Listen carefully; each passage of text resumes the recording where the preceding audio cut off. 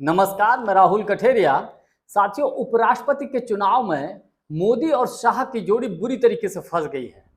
खबर ऐसी है कि एनडीए के अंदर ही भारी बगावत के संकेत हैं।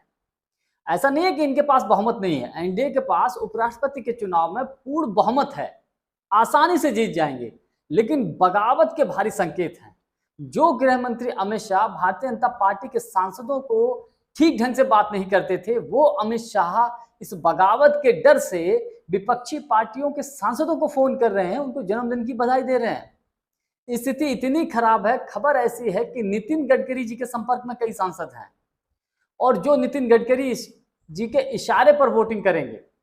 इसके अलावा खबर यह भी है कि मुकेश अंबानी के संपर्क में भी कई सांसद हैं। अब देखिए, जो मुकेश अंबानी हैं उनके संपर्क में कुछ ना कुछ तो सांसद थोड़े बहुत रहते हैं, क्योंकि सरकार केंद्र में चाहे किसी की भी हो, लेकिन जो पेट्रोलियम मंत्रालय होता है, पेट्रोलियम मंत्रालय में जो भी मंत्री बनते हैं वो मुकेश अंबानी के कहीं न कहीं इशारे पर ही बनते हैं।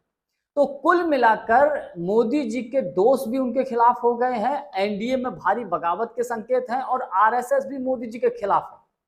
तो इन तमाम बातों को लेकर मैं चर्चा करूं, लेकिन उससे पहले यदि आपने अभी तक हमारे चैनल को सब्सक्राइब नहीं किया है तो सब्सक्राइब जरूर कर लीजिए और घंटी के बटन को जरूर दबा दीजिए।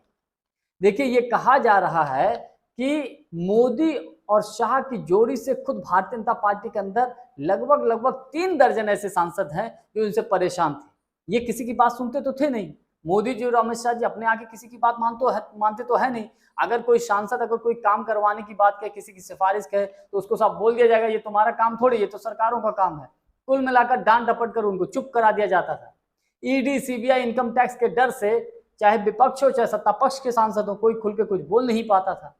लेकिन जिस तरीके से इंडिया गठबंधन मजबूत हुआ है, उसके बाद सत्ता पक्ष के ऐसे सांसद जो मोदी और शाह के अंदर खाने खिलाफ हैं, उनको ये मौका मिल गया है और इनकी सबकी जो अगुवाई कर रहा है वो अगुवाई कर रहे हैं नितिन गडकरी जी। अब नितिन गडकरी जी को तो हम अक्सर कर देख चुके हैं कि कई बार ऐसा मौका आया है कि जो मोदी जी और शाह जी के खिलाफ कई इनडायरेक्टली ऐसे बयान दिए हैं।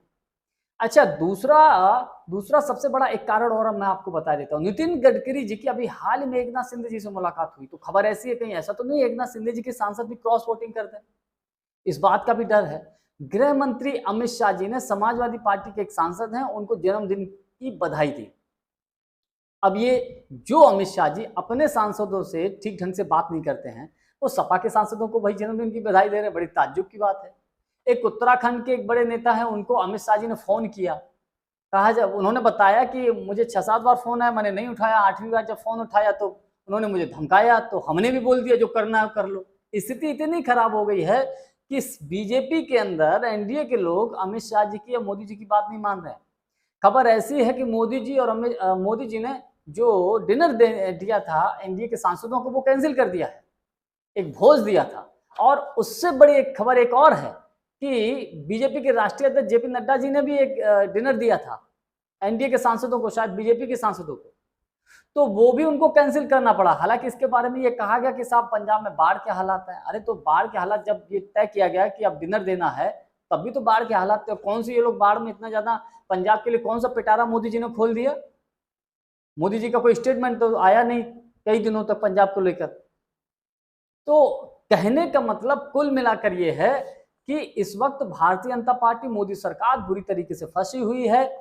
आरएसएस भी मौके की तलाश में था, आरएसएस अभी तक दबा हुआ था, आरएसएस को मौका मिल गया है। आरएसएस खुलकर मोदी जी के खिलाफ है, हालांकि दिखावे के लिए वो अंदर खाने सब कुछ ठीक ठाक हो, लेकिन मेरा अपना व्यक्तिगत मानना यह है कि आरएसएस भी चाहता है कि मोदी जी की जो है वो इस्तीफा हो जाए, उसी में सबकी भलाई है।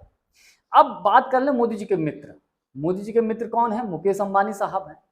अंबानी साहब के साथ साथ अडानी जी है, अनिल अंबानी जी थे।